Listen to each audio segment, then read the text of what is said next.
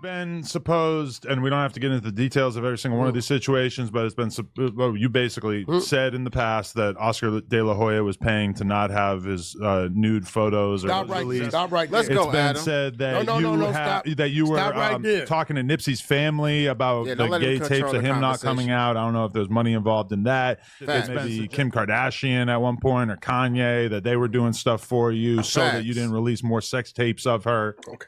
Now, in a world where street credibility, viral content, and celebrity access define power, one man seems to sit above it all. And he doesn't rap, and he doesn't perform, he doesn't produce, yet his name rings louder than the artists he manages. His face appears in more headlines than the people he claims to support. And the chaos he leaves in his wake? That's no accident, allegedly. This is the story of Wack100, a man, depending on who you ask, is either a strategic genius or the most dangerous person in hip-hop. From managing careers to manipulating narratives, from backing gang politics to scripting entire fake realities, Wack100's story isn't just about one man. It's about a machine built on silence, extortion, and betrayal, allegedly. Today, we pull back the curtain on the playbook, the players, and the plot lines, featuring real footage, leaked scripts, and first-hand accounts. We'll expose how Wack allegedly manipulates those around him, from Oscar De La Hoya to Kim Kardashian, from loose cannon to his wife Sharice Mills to his right-hand man IBM Hoodlum, from scripted smear campaigns to suspected federal protection. So buckle up, because this isn't just a documentary. It's a deep dive into the untouchable. This is the truth behind the most untouchable man in hip-hop. I'll tell a nigga I'm going to keep squeezing till you do it. Like, this nigga talk. It's some 50 pictures of him up on the internet. They're on the internet. They're on Google. So if it was something, he's in fishnet stockings and high heels and lipstick. So if he had paid some money, well, why is all that stuff out? The pictures are out. The video never came out. So there's a video of him in the same shit? No, there's a video. A very, very active video. That's why everybody's trying to figure out how the fuck you get a video. Video never come. Bro, like, niggas, let you worry about what I do. Wack? I'm like, I must be the lucky one because Wack is storing everybody with me. He presented himself to me. He said he got $800,000 out of Oscar De La Hoya for sleeping with a tranny. It's been supposed, and we don't have to get into the details of every single one of these situations, but it's been, well, you basically said in the past that Oscar De La Hoya was paying to not have his nude photos released. Stop right there. It's been said that that you were talking to Nipsey's family about the gay tapes of him not coming out. I don't know if there's money involved in that. It's been suggested that maybe Kim Kardashian at one point or Kanye, that they were doing stuff for you so that you didn't release more sex tapes of her. Looking like Squidward. Bro. Tell that nigga if he love you, he better holler at Oscar De La Hoya's attorney. Tell that nigga I got a couple videos and pictures. He don't want him to come out. Tell that nigga run that bag. Yeah. Oh shit, Wack. How do you get all this shit? Like, what the fuck? Nigga, Oscar, I made $850 off Oscar. The nigga didn't want to pay me another $250,000. That's why the pictures is up on the internet. Go that was your first real one, huh, Wack? That first one, huh? Go Google Oscar De La Hoya fishnet. Watch Let me go see. That was your first little money bag. That one of those ones, huh, Wack? Yeah, I remember when you did that one, Wack. Nigga, Oscar De La Hoya about them pictures. That was hilarious. No, you talk about when Oscar had the dress on? No, when he had the fishnet. Yeah, that's what I mean, the fishnet. He not only did he have to admit it, but he tried to act like everybody else was into it too. That nigga said, "Oh no," he said, "I'm pretty sure 90% of the men has dressed up in their woman's clothes." He said, "Nah, I don't know about that." I was laughing. Yeah, that's your shit. For an extra $250, that would have never been up. Hey, Wack, that's your work? Yeah, he paid to keep the video down. He thought niggas was playing with them pictures. You brought it up, Oscar. You had to build. Oscar, why you let him snap that picture? Which one? The 15 years ago, the picture you was talking about. Oh, I didn't even know it. Yeah. You didn't know you had put the pantyhose on? No. What happened was, and I've talked about this a lot in my documentary too, because I'm open about it. I was getting with bad people, this and that. 2 women come in my room with a suitcase. That's all I remember. And after that, I wake up the next day. What was in the suitcase? Well, women's clothes. Oh. Yeah, women's clothes. This, that, yeah. They set me up. But it's okay, it happened, so what? Oh my God. Wack100's legacy isn't built on loyalty. It's built on leverage. Whether you're a celebrity, a gang affiliate, or a struggling artist, if you get close to Wack, chances are you're a pawn. Let's start with Oscar de la Hoya. In the early 2000s, leaked images of the boxing legend in women's clothing went viral. What the public didn't know, allegedly, is that behind those images was Wack100, not just holding them, but using them as extortion tools, allegedly. Fast forward to Kim Kardashian. Wack wasn't just managing Ray J, he was actively promoting the infamous S-tape. He even funded the I Hit It First video, a direct shot at Kanye West.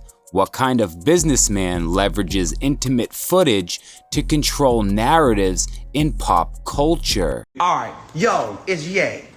I spoke to Wack and he said you still had some tapes. I need to get those back and contracts. Like, he need to get the contract.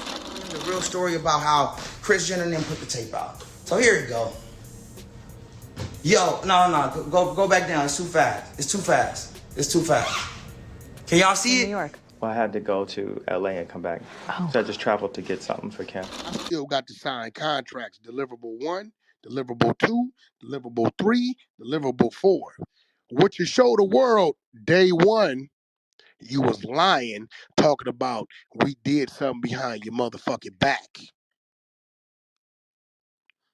Yeah. You built everything you got off of playing the media and a motherfucking lie. Kris Jenner, don't fuck with me.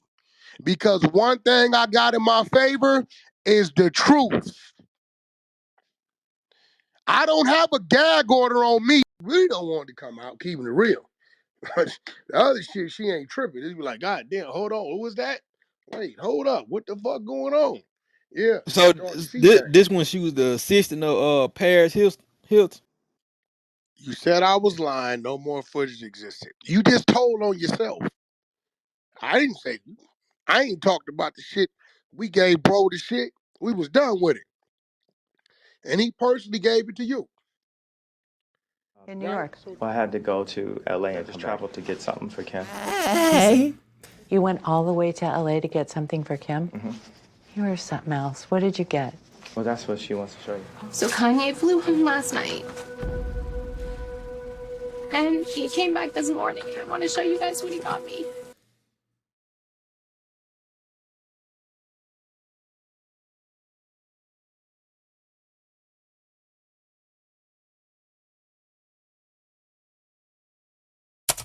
Public betrayals are just the tip of the iceberg. What happens when Wack feels threatened by someone getting more attention than him? Enter Loose Cannon. At first, Loose was Wack's megaphone, pushing Wack's wild narratives, rallying attention when Wack's credibility was on life support. But when Loose's voice grew louder, that's when the betrayal began. Silence turned to sabotage. Wack allegedly began to convert operations to damage Loose's reputation, collaborating with individuals like the IBM Mole, a man accused of playing both sides to gain clout and access. It's so annoying, but I don't, nigga, at the end of the day, nigga, fuck IBM, fuck all that shit. They just husband gangsters on blood, North Las Vegas. Blood, I don't need that, no internet, none of that shit. Y'all niggas need that shit. I'm out here for real, and said all that. And like, wait, nigga, fuck all that shit. Y'all ain't control y'all narrative shit. What did the mole do?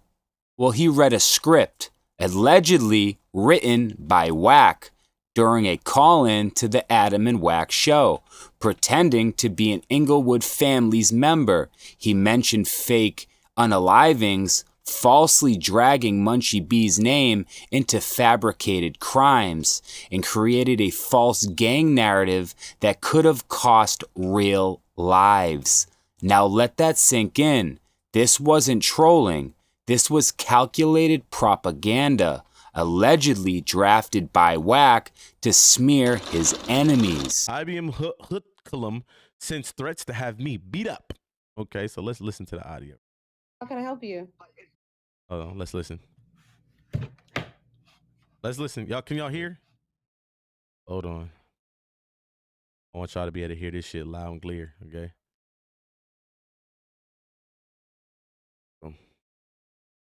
You see the setup? She put my name. She saved my contact name. She put the little voice thing so it could say my name. Like, this bitch is cold with it. Like I said, she'll put a nigga in prison for 30 years for something he ain't do. Look. Yes, how can I help you? What are you, first of all, you're calling a woman, what type of? Okay, so boom. First thing come out of my mouth is,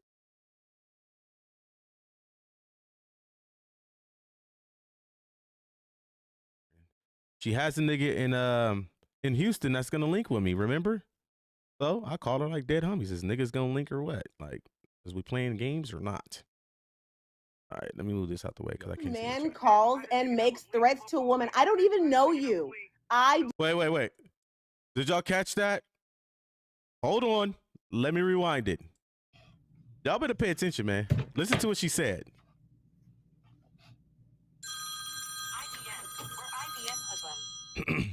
Listen. Yes, how can I help you? What are you, first of all, you're calling a woman, what type of man calls and makes threats to a woman? I don't. Boom, right then and there. Another setup. I called and I said, is niggas gonna link? Dead homies. I just want niggas to link, right? What type of dude calls another woman and threatens her? Well, what threat, bitch? What are you talking about? What threat? What type of nigga calls? I just called. I wasn't on the phone with the bitch for 15 seconds talking about what type of nigga calls a woman and you shouldn't have called, period, knowing she got restraining order. Nicole, she reached out to me first. Shut up. You don't know what you're talking about. The proof has already been there, okay? We're not going to do that. All right? Oh, yeah. Let me get the timestamp. What was the first timestamp when she first reached out to me? Remember, I keep receipts, right? Oh, and mind you, she's been communicating with me prior to this. She from DMs to motherfucking YouTube comments. Shut the fuck up, Nicole. But anyways, let me get the time. And then there's Gigi, Loose Cannon's ex-wife, once off the radar, now front and center in a campaign of bitterness and betrayal. And guess who allegedly is behind her comeback tour? You guessed it. Evidence suggests that Wack has been feeding Gigi receipts, encouraging her to drag Loose's name publicly. Wack's even popped up in Gigi's live YouTube chats, just days before public blowups targeting Loose. Gigi reached out to IBM Hoodlum, Loose's right-hand man, threatening to expose Loose and sending dozens of hostile messages since March. Hoodlum, trying to stay calm, didn't bite the bait until one night, Wack and Gigi allegedly orchestrated a setup. While Gigi was live, she baited Hoodlum into a call, muting his voice on stream while pretending to be threatened. This was nothing short of performance art with real-world consequences. Yet again, Wack's fingerprints are all over it, strategizing behind the scenes, pushing destructive narratives. Allegedly. So here's the million-dollar question. How does Wack100 do all this and still stay untouched? Let's talk about Reggie Wright Jr., ex-LAPD ex-CEO of Death Row Records, and Wack's longtime friend and associate. A leaked call from an FBI agent accused Reggie of being a 137 informant. Basically what that is a top echelon asset, so deeply protected that even judges don't know their identity. My door and talk to me. You saw the 302s on me before, right? You know that I was an open book, cooperate. Why you never came and just said, "Hey, Reggie, I want to talk to you about these things." I knew. You want me to answer? Hold on. Oh, Reggie, if that's your question, do you want me to honestly answer it? Yes, sir. You sure? Because I'm trying to protect you from yourself here. No, go ahead. Okay, we did talk to you, Reggie, in its document. Okay. This is what I'm trying to explain to you. Yes. So I want to kind of segue out of this because I am trying to protect you. Okay? You understand that at the FBI, and I think this is probably a good way to this is what I'm trying to explain to you, Reggie. Whether you remember things or don't remember things, I don't have control over. Okay? Yes, it's documented. Okay? Now, here's a good way. So I want to kind of segue out of this because I am trying to protect you, okay? You understand that at the FBI, and I think this is probably a good way to end this part of the discussion. Okay. Back then, when I was working this case, there were two types of sources that the FBI had. They had the kind of source, we call them a 270 source, like they had been arrested for drugs, or let's say they were in prison, which Kevin Hackey was. Make sure you let people know. Slow down. Okay. Slow down. No, slow down. Okay. I didn't say that. And a 270 source is somebody that's willing to testify. They're willing to get a break on whatever the situation they're caught up in, and to try to get a break, they're willing to testify. They have to testify, or we would not open them up as 70 source. Okay? Period. The other type of source is what we call the 137 source, or we would not open them up as 70 source. Okay? Period. The other type of source is what we call the 137 source, and that's somebody that's not willing to testify, and we will never divulge their information, and we will never state whether they were an FBI source or not. And the reason for that is for a couple reasons. One, it's not only to protect the source, but two, it's to show sources out there that when the FBI gives their word, when they want somebody to cooperate, if that person is willing to cooperate, but they don't want anybody to know that they're cooperating, they don't want anybody to know the kind of information they're providing, or what the reasons are that they are providing the information and cooperating, that we will never divulge their name. That includes even in front of a judge. This isn't conspiracy. This is federal classification. And Wack, he's been allegedly listed in court documents as CS2. That's short for confidential source number 2. Remember, Whitey Bulger was also a top echelon informant, and the FBI let him commit crimes while feeding them information for years. It's the oldest trick in the Bureau's book, use a criminal to catch a criminal. If Wack can publicly claim to have weapons that make freedom ring, or orchestrate fake FBI calls about Jay Prince, or get away with false flag narratives and still never face charges, it begs the question, who's really protecting Wack100? In this world of flashing lights and viral clips, some stories slip through the cracks, but now you've seen the receipts and you've heard the voices, you've watched the manipulation in real time. Wack100 isn't just a loudmouth manager, he's a power broker, he's a manipulator, allegedly, a man who allegedly writes the script, and he casts the actors and directs the destruction of anyone who dares to outshine him. So the next time Wack's on camera ranting about loyalty, remember who benefits from the chaos, because behind the street talk, behind the shouting, in the alliances and the enemies lies a man who's allegedly built his empire on fear, secrets, and betrayal. And if you're close to him, he might already be scripting your downfall, so be careful. This is Misguided Media, and this is the truth about the most untouchable man in hip-hop, allegedly. And this, it's only the beginning. Like, comment, and subscribe because it helps out in the algorithm. Every like and every comment helps me out. So if you like the content, continue to support the channel because we are growing and we expect an even bigger 2025. Again, it's your boy Misguided. Until the next one, I'm out.